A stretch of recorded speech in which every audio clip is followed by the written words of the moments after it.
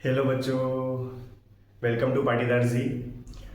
मैंने काफ़ी सारी वीडियो 12th फिजिक्स पर पहले अपलोड कर दी है ना। तो आप यूट्यूब पर वो सारी वीडियोस देख सकते हैं। ओके, मैंने जो लास्ट लेक्चर में मैंने आपको एक कंडक्टिंग चार्ज्ड रिंग के लिए उसकी एक्सियल पोजीशन पर हमने फाइंड किया था इलेक्ट्रिक फील्ड। तो उसके लिए हमने जो फॉर्मूले थे, हम उसके लिए जो फॉर्मूला आया था, तो फॉर्मूला क्या था, K Q X upon R square plus X square power 3/2।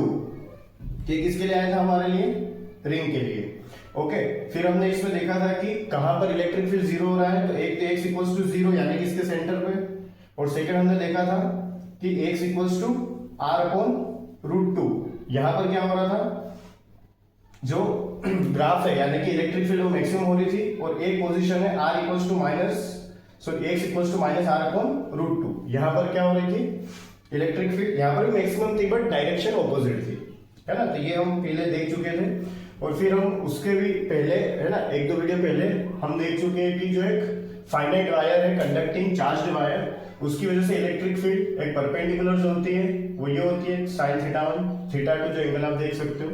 ये डिस्टेंस डी है, परपेंडिकुलर डिस्टेंस, और ई पैरेलल हम यहाँ पर देख चुके थे कि फॉर्मूला क्या, k lambda upon t cos θ2 minus cos θ1। Okay, ये हम पहले देख चुके हैं। ओके, नेक्स्ट थिंग ये है कि मैंने आपको लास्ट वीडियो में होमवर्क दिया था, है ना। होमवर्क में क्या था, ये एक स्क्वायर, है ना, स्क्वायर शेप के कंडक्टिंग वायर्स हैं, है ना। मतलब देखा जाए तो एक ही वायर है, पर हम इसको 4 स्ट्रेट वायर में मान सकते हैं, है ना। तो इसका आपने सॉल्यूशन किया होगा, तो देखें तो, है ना, हम एक बार और डिस्कस करते हैं कि इसका सॉल्यूशन कैसे आएगा। ओके, सो स्टार्ट करें।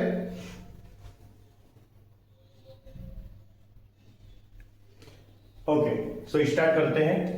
फर्स्ट थिंग, अगर मैं यहां पर देखूं तो आप देख पाओगे कि टोटल डिस्टेंस 2 है ना, और ये डिस्टेंस भी 2 है। तो जो ये वाली परपेंडिकुलर डिस्टेंस होगी, क्या ये a होगी? ऑब्वियसली। ओके, नेक्स्ट थिंग, यहां से ये डिस्टेंस, क्या ये डिस्टेंस भी a होगी? क्योंकि टोटल 2 है, हमने यहां से परपेंडिकुलर ड्रॉ किया क्योंकि ये मिड पॉइंट पर है ना। मिड पॉइंट के परपेंडिकुलर a डिस्टेंस पर एक पॉइंट है जहां पर हमें इलेक्ट्रिक फील्ड निकालना, ये क्वेश्चन है।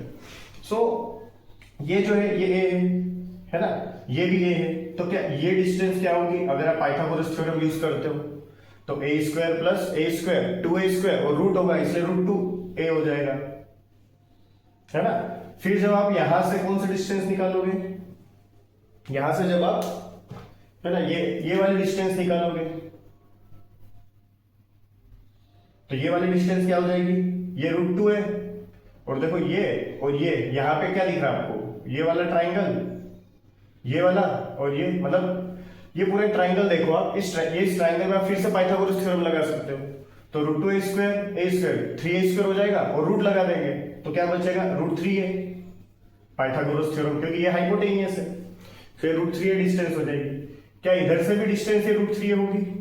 यहां से सेम ही सारी कंडीशंस, ये भी a होगा, ये a है ना, सारी चीजें, ये डिस्टेंस तो कॉमन ही आ जाएगी दोनों। तो इधर से भी √3, इधर से भी √3 है। अब हमें यहां के लिए क्या करना है, इलेक्ट्रिक फील्ड निकालना है। तो इलेक्ट्रिक फील्ड में पहले इस वाले वायर की वजह से निकालो। आप यहाँ पर वायर के जो सेगमेंट्स हैं उसको आप A B C and D दे सकते हो। ओके, सो फर्स्ट अगर मैं बात करूं AB की, तो जो AB है ना, AB सेगमेंट है, तो AB सेगमेंट की वजह से यहाँ पर इलेक्ट्रिक फील्ड क्या होगा, तो आप देख पाओगे ये थोड़ा सा आगे है, पॉइंट यहाँ पर है ना। जैसे ये थोड़ा सा आगे है, ये एक इधर है सेगमेंट, और एक सेगमेंट पीछे है, ये पॉइंट यहाँ ऊपर है। अब यहां से जब आप इलेक्ट्रिक फील्ड देखो, इसके वजह से इलेक्ट्रिक फील्ड जो परपेंडिकुलर जाएगा वो ऐसा करके ऐसा सीधा थोड़ा सा ऐसा ट्रिक निकलेगा, और जो पैरेलल वाला होगा इसका वो, है ना, या तो इधर होगा या इधर, इस टाइप से आप देख सकते हैं। बट अभी मैं आपको समझा देता हूं। अगर आप पैरेलल की कंडीशन देखोगे तो पैरेलल में क्या होता है, यहां पर देखो, पैरेलल में क्या होता है, cos θ2 माइनस cos θ1। तो अब इसमें देखो, क्या ये वाला एंगल और ये वाला एंगल इक्वल हो जाएंगे, क्योंकि a सेम है, √3 सेम है ना, और ये डिस्टेंस a ये भी सेम है सब में। तो इसकी वजह से, है ना, अगर आप यहां से ये डिस्टेंस निकालोगे, ये वाली, है ना,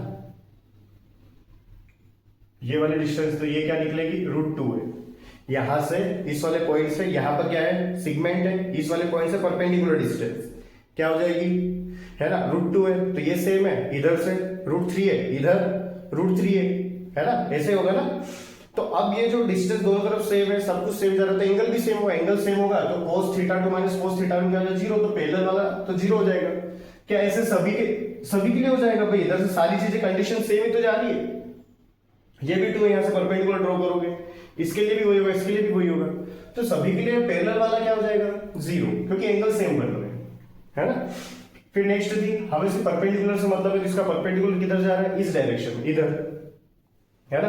तो अगर इसकी वजह से देखो तो इसका जो परपेंडिकुलर है वो इसी लाइन के अलोंग इधर जा रहा है ना। अभी मैं भी ऐसे बना देता हूं, ठीक है। अच्छा, इसकी वजह से जो होगा, इसकी वजह से क्या, यहां से जब आप बनाओगे तो ये इधर होगा, है ना, इसकी वजह से। अच्छा, इसकी वजह से बनाओगे तो ये क्या, इधर, ये अंदर जा रहा है ना, और ये इधर, और इसकी वजह से कहां आएगा, बाहर, है ना। थोड़ा सा अब इसको विजुअलाइज करना, यहां से इधर एक वायर है, इधर वाले वायर की वजह से परपेंडिकुलर वाला किधर जाएगा, इधर, और अगर इधर एक वायर है तो इसकी वजह से परपेंडिकुलर किधर जाएगा, इधर, और इधर एक वायर इसकी वजह से परपेंडिकुलर किधर जाएगा, इधर, और इधर एक वायर है इसकी वजह से परपेंडिकुलर किधर जाएगा, यहाँ पे इधर। तो एक इधर, एक इधर, एक उधर, एक इधर, ये ऐसे पूरे बने हुए चारों, है ना।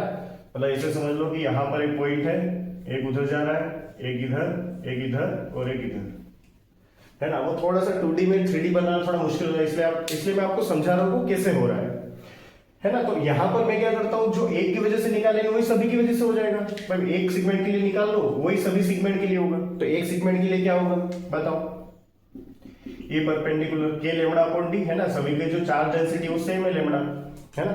So k lambda upon d sin θ1 plus sin θ2 plus sin θ2, तो e परपेंडिकुलर क्या हो जाएगा, k lambda upon d sin θ1। तो आप इसको देखो, ये और ये, है ना, ये देखना पड़ेगा आपको, ध्यान रखना, ये वाला, है ना, और इधर से ये वाला, है ना, क्योंकि यहां से देखेंगे ना हम एंगल, ये वाला, यहां से ये वाला एंगल, तो ये जो एंगल है ये एंगल कैसा होगा, साइन थीटा क्या होता है, परपेंडिकुलर अपॉन हाइपोटेन्यूज। तो यहां से देखो परपेंडिकुलर क्या है, a, और हाइपोटेन्यूज ये है √3 है, कि हाइपोटेन्यूज होगी ना, क्योंकि ये तो बेस हो जाएगा, यहाँ पे एंगल बन रहा है, तो ये वाला, ये जो √2 है ये √2 है, ये बेस हो जाएगा, है ना।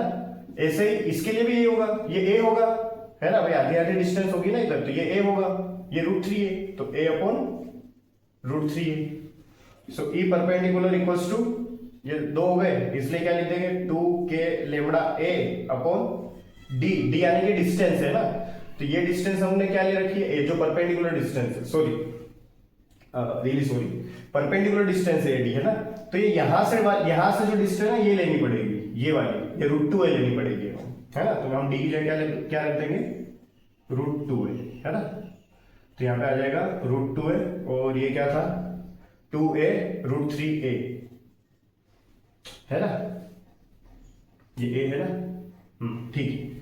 तो ये हो गया। अच्छा, यहाँ पे ऐसे कैंसल, ओके, एक ऐसे एक है कैंसल, 3 2 6, या फिर इसको कट करोगे तो √2 आ जाएगा, तो यहाँ पर क्या आ जाएगा, √2/3 k लेमड़ा अपॉन a,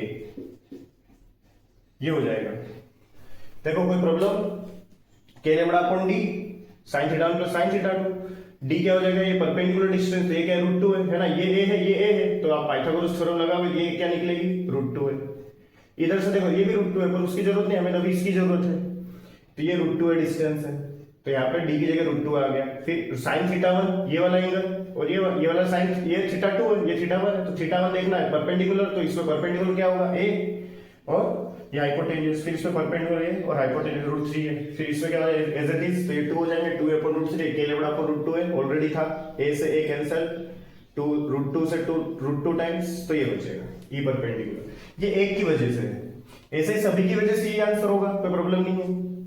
अच्छा, अब क्या होगा, क्योंकि अब ये चार एक जैसे, तो चारों की जो डायरेक्शन है, देखो मैं अभी इन दोनों की बात करूं, ए बी और डीसी की वजह से, ए बी एंड डीसी, तो देखो ए बी एंड डीसी की वजह से, तो अगर मैं देखूं इधर ए बी है और इधर डीसी है, तो ए बी और डीसी की वजह से इधर डायरेक्शन होगी, है ना। या फिर ऐसा कर लो, अगर अच्छे समझना है तो आप एडी ले लो, एडी और बीसी की वजह से देखो, है ना। तो इधर जो एंगल, इधर जो ई परपेंडिकुलर आ रहा है वो किसकी वजह से आ रहा है, एडी की वजह से, और इधर जो आ रहा है किसकी वजह से आ रहा है, ई बीसी की वजह से, है ना।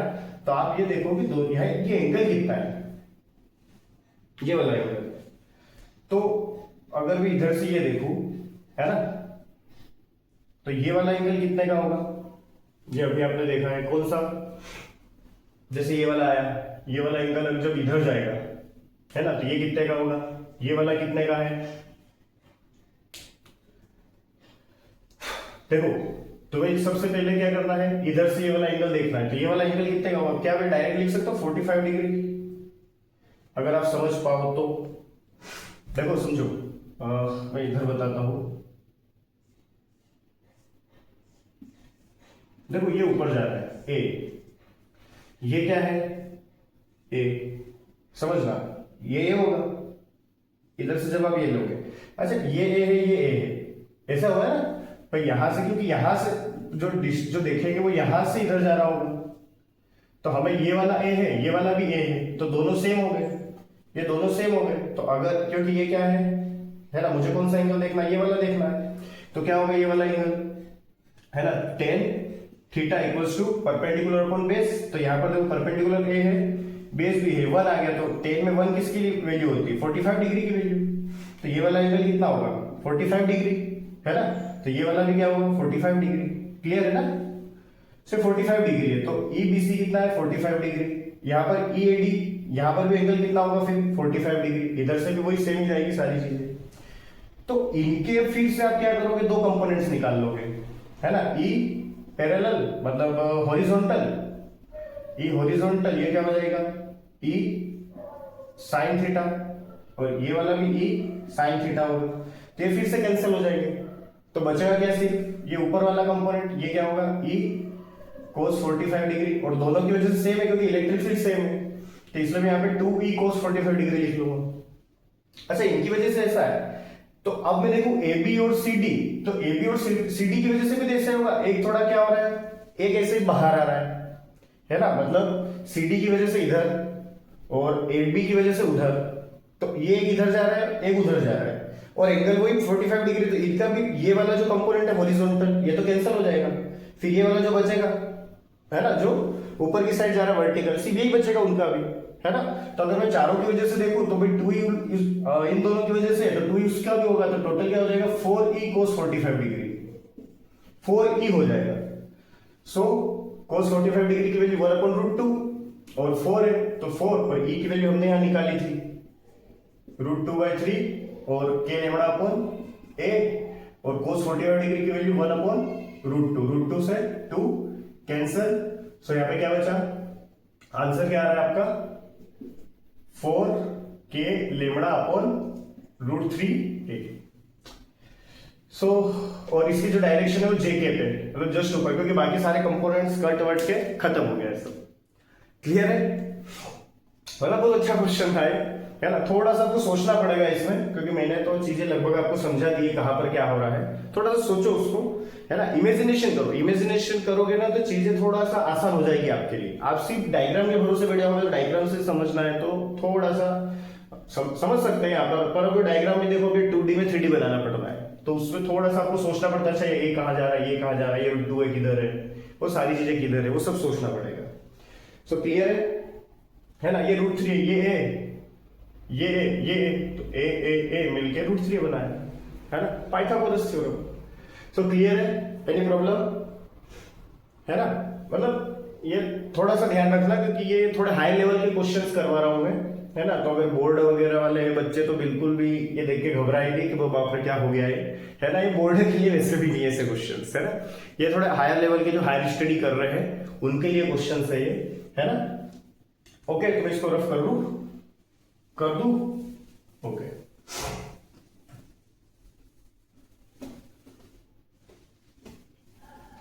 ओके, सो नेक्स्ट क्वेश्चन हम लेते हैं, और वो क्या है कि जैसे मान लो हमें क्या कर दिया कि ऐसे ये सर्कुलर रिंग दे दी, और उसके अंदर हमें क्या दे दिया, एक स्क्वायर दे दिया, सर्कुलर रिंग दे दी, और इसकी जो रेडियस है वो रेडियस कितनी दी इन्होंने, r, और सभी पे मिलाकर, सभी पर मिलाकर जो चार्ज है वो चार्ज कितना दे दिया, सभी पर है ना, जो भी है इधर सब पे जो चार्ज है वो कितना है, क्यू, ये इधर भी होगा, सब पे पूरा। ये क्या है, सर्कुलर है और उसके आसपास, सॉरी एक सर्कुलर है और उसके आसपास, सॉरी एक स्क्वायर है और उसके आसपास क्या है, सर्कुलर है ना, ऐसे नहीं तो पूरा चार्ज किया तो उसके एकदम सामने, उसकी एक्सिस के सामने है ना, कितने डिस्टेंस पर, लेट्स सी ये r है, तो इसको मैं ले लेता हूं, ये r है तो r/2 डिस्टेंस पर बता दूं, है ना, थोड़ा सा डिफरेंट हो जाएगा और समझ में भी आ जाएगा अच्छे से।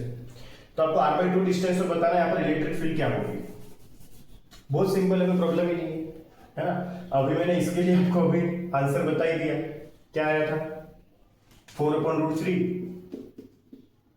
के लेमड़ा अपॉन ए आया था ना, अभी मैंने निकाला 4/√3 के लेमड़ा अपॉन ए, किसकी वजह से, इसकी वजह से, तो इसका तो काम ही हो गया ना, कोई दिक्कत ही नहीं है ना। अच्छा ये डिस्टेंस कितनी है, r/2, तो यहां पे आपको ये अगर r/2 है तो फिर अच्छा, हाँ इसमें अगर r/2 है फिर आप डायरेक्ट यूज नहीं कर सकते, ये तो a है और सब वो कट वट करके आया हुआ है ना, तो अभी एक काम करते हैं r/2 नहीं लेते इसको, क्योंकि फिर ज्यादा कॉम्प्लिकेट हो जाएगा। अगर r/2 होगा तो अभी जो मैंने क्वेश्चंस करवाया आपको, वहीं पे जहां पर ये डिस्टेंस आ रही है वहां पर आप r/2 लेके कर लेना उसी डेरिवेशन को, है ना, तो हो जाएगा, मतलब उसमें थोड़ा सा कुछ टर्म्स बदलेगी, है ना, पर हो जाएगा, क्योंकि ये तो मैं एकदम डायरेक्ट फॉर्मूला है जो स्टैंडर्ड जो थे उसके लिए, है ना, तो उसी से करूंगा मैं अभी, ओके। और अगर आपको लगता है डाउट तो आप मुझे जरूर कमेंट में बताएं, मैं उसको, है ना, r/2 वाले से भी करके बता दूंगा, ठीक है सर, टेंशन नहीं। तो देखो ये आ रहे, ये आ रहे, तो यहां पर जो होगा ये क्या होगा, हमारे स्क्वायर की वजह से, स्क्वायर की वजह से होगा 4/√3 के लेमड़ा अपॉन ए की जगह क्या आ जाएगा, r आ जाएगा, है ना, ये स्क्वायर की वजह से आ गया ये। अब सर्कुलर की वजह से आंसर क्या था, सर्कुलर की वजह से, सर्कुलर की वजह से आंसर था kqx upon √r² plus x² की पावर 3/2। बट ये जो q है ना, ये तो सभी पर है, जो स्क्वायर है ना, सर्कल है, सब पे है।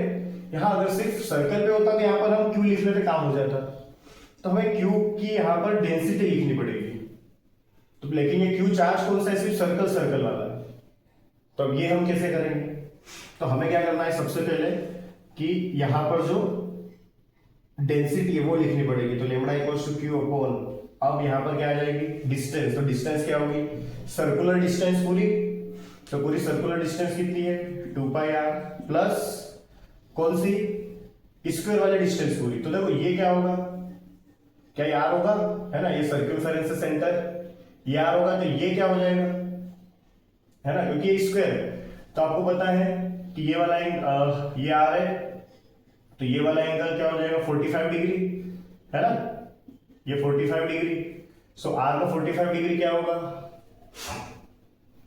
अगर मैं, अच्छा ये 45 डिग्री है ना, तो ये वाला भी क्या होगा 45 डिग्री, इधर से देखोगे ये भी क्या हो जाएगा 45 डिग्री, तो r का 45 डिग्री वाला कंपोनेंट r अपॉन √2 लिख दो cos 45 डिग्री, है ना, ये भी r अपॉन √2, तो दोनों को मैं प्लस करूंगा तो ये डिस्टेंस क्या आ जाएगी 2r अपॉन √2,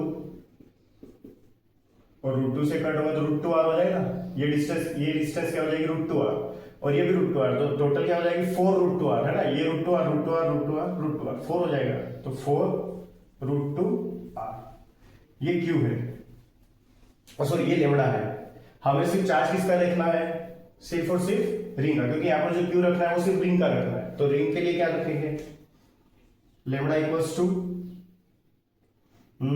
q अपॉन, यहां से अगर मैं r कॉमन ले लूं, 2 भी कॉमन ले लूं, तो 2r कॉमन ले लिया तो क्या बचा पाई प्लस 2√2, अभी तो ये बच रहा है, मुझे क्या चाहिए यहाँ पर, अच्छा लेमड़ा हो गया ना, ये तो ये लेमड़ा हुआ, मुझे क्या चाहिए, ये वाला q चाहिए, है ना, तो ये q क्या होगा बताओ, लेमड़ा इनटू, क्योंकि ये जो q है ये सिर्फ सर्कल की वजह से होगा, तो सर्कल का क्या हो जाएगा 2πr, है ना, उसकी लेंथ मतलब सर्कमफेरेंस 2πr, सो q लेमड़ा क्या है हमारे पास, q अपॉन 2r पाई प्लस 2√2 इंटू 2πr, है ना। 2r से 2r कैंसिल, तो यहाँ पर जो क्यू डैश बोल देता हूँ मैं, ये क्यू डैश क्या हो जाएगा, क्यू पाई, सॉरी अरे अच्छा टोटल क्यू हो गया ना। सो लेमड़ा की वैल्यू मैंने ये वाली रख दी, तो ठीक है, ये क्यू पाई हो गया, है ना, क्यू पाई। अच्छा तो लेमड़ा 2πr, अच्छा ये लेमड़ा निकल गया। हाँ तो आप यहाँ पर पूरी क्यू की वैल्यू रख रहे हो, तो क्यू डैश क्या हो जाएगा, क्यू पाई अपॉन, इधर हो गया 2r तो कट गया था ना, तो पाई प्लस 2√2। देख लो कोई प्रॉब्लम तो नहीं है ना, क्योंकि हम मुझे क्या करना था यहाँ पर लेमड़ा चाहिए था, मतलब मुझे वैसे क्यू लिखना है। अब ये क्यू में किसका लिखो, सिर्फ सर्कल का, मैं सबसे पहले लेमड़ा निकाला मैंने, और लेमड़ा क्योंकि ये क्यू है और क्यू डिवाइड बाय क्या लिखना है, उसका टोटल है ना, सभी में जहां जहां चार्ज फैला हुआ है वो पूरा लिख लिया। Equals to lambda equals to क्या आ गया, लेमड़ा क्यू अपॉन, ये यहां से 2r कॉमन निकल गया, तो ये लेमड़ा आ गया। अब मुझे पता है कि मुझे सिर्फ चार्ज किसका लिखना है, इसका लिखना है, तो वो क्यू डैश क्या होगा, लेमड़ा इंटू 2πr, है ना, लेमड़ा डेंसिटी और 2πr उसकी सर्क्यूमफेरेंस। सो लेमड़ा की वैल्यू ये वाली मैंने रख दी, और इधर सर्क्यूमफेरेंस, तो क्या बचा, ये बचा, है ना, ठीक है, कोई दिक्कत नहीं। मतलब ये क्यू डैश है, तो क्या बचेगा बताओ, के क्यू डैश की जगह क्या आ जाएगा, Q pi upon pi plus 2√2, ये हो गया। और इधर क्या रहेगा, आर स्क्वायर प्लस एक्स यानी डिस्टेंस आर है, तो आर स्क्वायर की पावर 3/2, और इधर भी एक्स क्या आ जाएगा, आर आ जाएगा, तो ये क्या हो जाएगा 2r pi R upon pi plus 2√2, ये क्या हो जाएगा 2r स्क्वायर, है ना। सो 2r स्क्वायर इसकी पावर 3/2। अब ऐसा ही रहने दो, इसको कुछ वैसे करोगे तो इस पे भी अलग, इस पे भी अलग वे चल के मतलब चढ़ के अलग अलग सोल्व हो जाएगा। तो ये हो गया और प्लस ये हो गया, ये दोनों प्लस इसका आंसर है ना, ये plus K Q pi R upon pi plus 2√2 2r square 3/2। यहां पर भी आप लेमड़ा की वैल्यू रख सकते हो, है ना, क्यू में, बट ठीक है, मैं डायरेक्टली लेमड़ा से ही पता है तो कोई दिक्कत ही नहीं है। बाकी आप अगर यहां पर भी लेमड़ा लिखना चाहो तो यहां पर सिर्फ स्क्वायर की वजह से लिखना पड़ेगा, तो है ना, तो लेमड़ा इक्वल्स टू, अब इसका चार्ज कितना है वो लिखना पड़ेगा, है ना, तो क्या हो जाएगा क्यू अपॉन, है ना। जैसे लेमड़ा ये वजह से कोई दिक्कत ही नहीं है ना, तुम फिर पूरा क्यू निकाल के उसके लिए ये लिखोगे, है ना, जैसे लेमड़ा तो ये है ही सही, है ना, तो वापस वही लिखना है, अलग से कुछ करना ही नहीं है, तो इसमें कोई प्रॉब्लम नहीं है। तो इसका ये फाइनल आंसर है, कोई दिक्कत नहीं है ना, बस लेमड़ा क्या है उसकी डेंसिटी, और वो लेमड़ा अगर तुम्हें निकालना है यहाँ से निकाल लो, कोई दिक्कत ही नहीं है ना, यहाँ से निकल जाएगा, ये वैल्यू यहाँ रख दो लेमड़ा की जगह, हो जाएगा। क्लियर है, ओके। सो रफ कर दूं, कोई डाउट तो नहीं है, क्या डाउट कोई है क्या, अरे बाप रे, अच्छा तो हो तो फिर कमेंट कर देना, है ना, क्योंकि आपकी आवाज मेरे पास आ नहीं रहा, आप बहुत धीरे बोल रहे हो, मुझे ऐसा लग रहा है, थोड़ा जोर से बोलो, है ना, जोर से बोलोगे तो मेरे पास आवाज आ जाएगी, जरूर आएगी, है ना, और या फिर कमेंट के थ्रू बोल सकते हो, कोई प्रॉब्लम ही नहीं है। क्लियर है।